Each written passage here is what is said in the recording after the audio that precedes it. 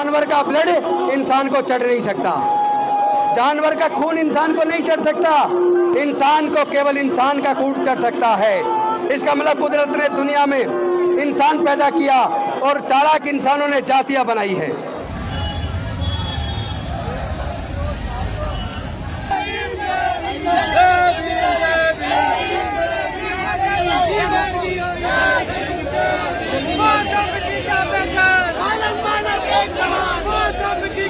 इस तरह जातिवाद की घटनाएं घट रही हैं, उससे आहत है लोग अब जातिवाद से मुक्ति चाहते हैं।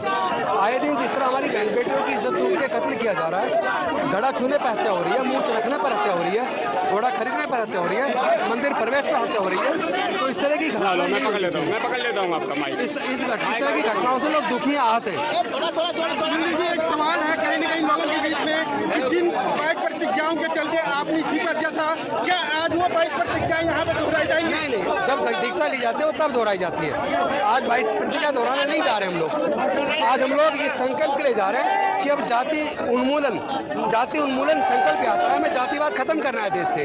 जो आए दिन जो घटना होती है जाति के आधार पर, वो बंद होनी चाहिए।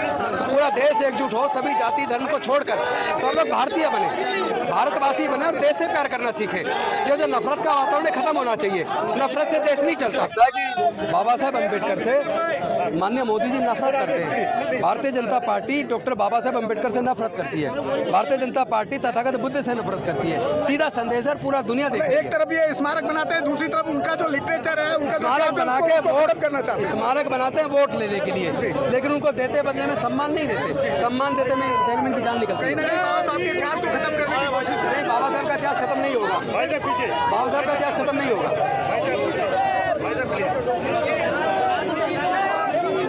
उधर उधर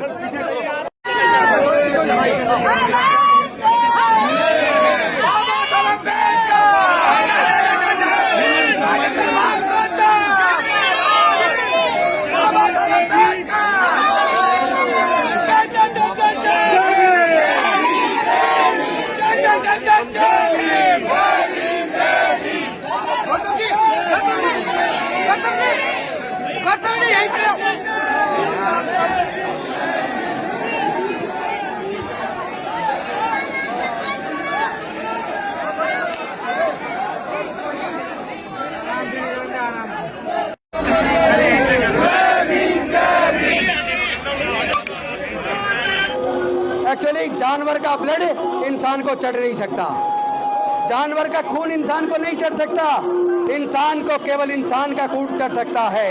इसका मतलब कुदरत ने दुनिया में इंसान पैदा किया और चालाक इंसानों ने जातियां बनाई है। अमेरिका में जाति नहीं है, जापान में जाति नहीं है, चाइना में जाति नहीं है, इंग्लैंड में जाति नहीं है, फ्रांस में जाति नहीं है, जर्मनी में जाति नहीं है, कोरिया में जाति नहीं है, न्यूजीलैंड में जाति नहीं है, ऑस्ट्रेलिया में जाति नहीं है, इटली में जाति नहीं है, पूरे दुनिया में कहीं पे भी जाति नहीं है। जाति केवल भारत में है। आपको समझना होगा ये जाति भारत में किसने बनाई, ये जाति भारत में किसने बनाई और इस जाति के बनने से किसको फायदा हुआ और इस जाति के बनने से किसको नुकसान हुआ। मैं पूछना चाहता हूं आप सबको, आपको जाति के बनने से नुकसान हुआ या नहीं हुआ? आए दिन बहन बेटियों की इज्जत लूट के हत्या हो रही है, नहीं हो रही? राष्ट्रपति जी को जगन्नाथपुरी में नहीं घुसने दिया। एक आईपीएस ऑफिसर को 1 साल पहले राजस्थान के अंदर दिल्ली से 150 किलोमीटर की दूरी पर अपनी बारात घोड़ी पे निकालने के लिए कितना संघर्ष करना पड़ा। आईपीएस ऑफिसर को पूरे गांव को छावनी बनवाना पड़ा, तब कहीं जाकर उसकी घोड़ी पर बारात निकली। तो ये क्या ऐसे भारत मजबूत होगा? भारतीय जनता पार्टी के सांसद पूरे के पूरे एक धर्म को मानने वाले लोगों को आतंकित कर रहे हैं। कहाँ है दिल्ली पुलिस, कहाँ है न्यायालय? ऐसे देश चलेगा क्या? ऐसे नफरत पैदा करने वाले आतंकवादी में गतिविधि वाले बयानों को आखिर पुलिस कार्रवाई क्यों नहीं करती? क्या भारत की पुलिस भारतीय जनता पार्टी की कार्यकर्ता हो गई है? क्या देश की एनआईए, सीबीआई, ईडी क्या भारतीय जनता पार्टी की कार्यकर्ता हो गई है? शर्मनाक बात है। हमारी बहन बेटियों की इज्जत लूटी जा रही है, इज्जत लूटकर हत्या की जा रही है। हत्या करने वाले लोगों के साथ हत्या करने वालों लोगों का समाज महापंचायत करता है। शर्म नहीं आती क्या? इंदर मेघवाल को, जिन्होंने घड़ा छूने पर हत्या कर दी, हत्यारों के फेवर में महापंचायत की जाती है, कितना शर्मनाक है। क्या हम भारत के लोग नहीं हैं? हम तो भारत के मूल निवासी हैं। हमने तो भारत का निर्माण किया है। जो लोग हमारी बहन को ये कह के कि उसके हाथ का बना खाना नहीं खाएंगे क्योंकि ये दलित ने बनाया है, मैं उनसे पूछना चाहता हूं, उस दलित भोजन माता को के हाथ का खाना बना खाने से तो आपने इनकार कर दिया, लेकिन जिन सड़कों पर आप चलते हो उन सड़कों को मेरे समाज के लोग मजदूर के तौर पर बनाते हैं। जिन घरों में आप रहते हो उन घरों का निर्माण मेरे समाज के लोग मजदूर के तौर पर करते हैं। जिन कपड़ों को आप पहनते हो उन कपड़ों को बनाने का काम मेरे समाज के लोग करते हैं।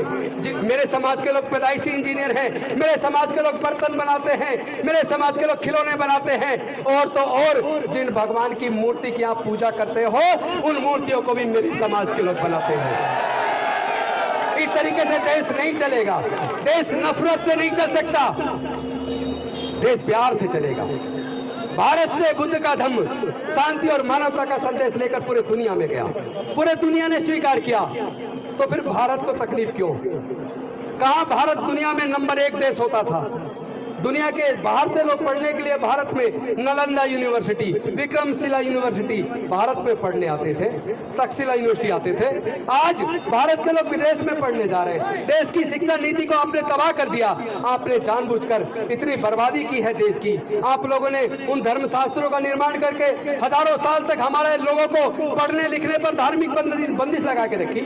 हजारों साल तक आपने हमारे लोगों के पढ़ने के साथ साथ उनके व्यापार करने पर, संपत्ति रखने पर धार्मिक बंदिश लगा के रखी।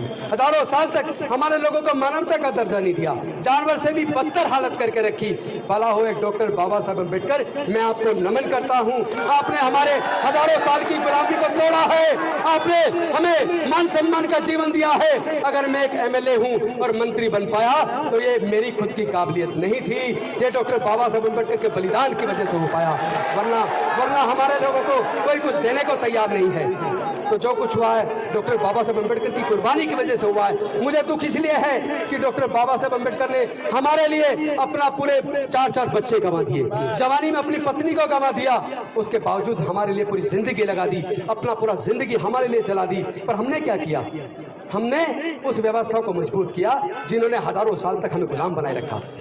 जब आप जाति खुद खत्म करने को तैयार नहीं हो तो दूसरे लोग जाति कैसे खत्म करेंगे? पहले आप लोग संकल्प लीजिए कि आप लोग जातियों को छोड़ने को तैयार हो,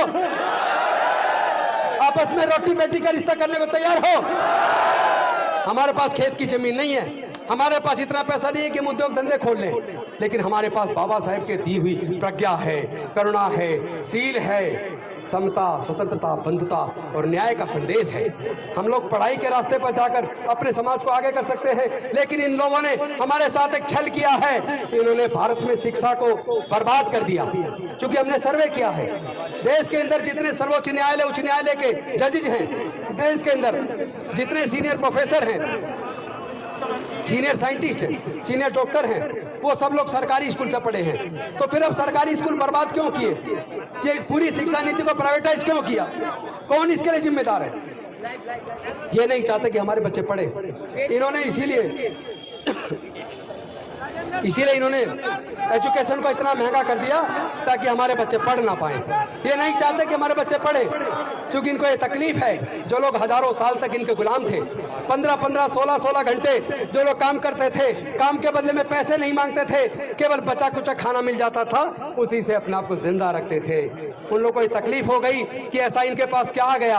आज ये जुल्म के खिलाफ बोलते हैं, मुकदमा दर्ज कराते हैं। आज ये लोग काम के बदले में न्यूनतम मजदूरी मांगते हैं। उनको तकलीफ हो गई कि अगर ये दलितों के, पिछड़ों के, आदिवासियों के, गरीबों के बच्चे, मजदूरों, किसानों के बच्चे पढ़ जाएंगे तो इनकी फैक्ट्रियों में, इनके खेतों में सस्ते मजदूर कहां से आएंगे?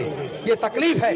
इसलिए उन्होंने हमारी एजुकेशन सिस्टम को तबाह कर दिया, इतनी महंगी शिक्षा कर दी, इतना महंगा इलाज कर दिया कि हमारे लोग इलाज के बिना मर जाएं, हमारे लोग शिक्षा से वंचित हो जाएं, हमारे लोग दोबारा से गुलाम हो जाएं। लेकिन मैं आह्वान करना चाहता हूं, भारत के लोग अब दोबारा गुलामी स्वीकार नहीं करेंगे, हमारे समाज के लोग अब दोबारा गुलामी स्वीकार नहीं करेंगे। मैं आपसे पूछना चाहता हूं, क्या आप अपने बच्चों को गुलाम देखना चाहते हो? नहीं चाहते हो तो इस लड़ाई को लड़ना होगा। ये लड़ाई हमारे बच्चों के भविष्य की है, ये लड़ाई हमारी बहन बेटियों की इज्जत की है, ये लड़ाई हमारे समाज के मान और सम्मान की है। देखिए, आप सबको गौरव होना चाहिए। हमारे वीसीकी के प्रेसिडेंट, वीसीकी हमारी जिसको हिंदी में अगर कहें तो दलित पैंथर्स पार्टी, उसके नेता राष्ट्रीय अध्यक्ष जो सांसद हैं तमिलनाडु से, वो तमिलनाडु से स्पेशली चलकर आपके इस आंदोलन को ताकत देने के लिए आए हैं। मैं थिरुमावलवन जी को आभार व्यक्त करता हूं कि हमारे बीच आए। की क्या पहचान,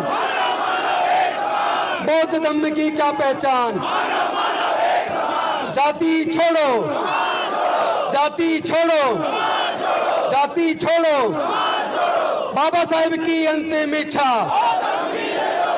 बाबा साहेब की अंतिम इच्छा, बाबा साहेब की अंतिम इच्छा।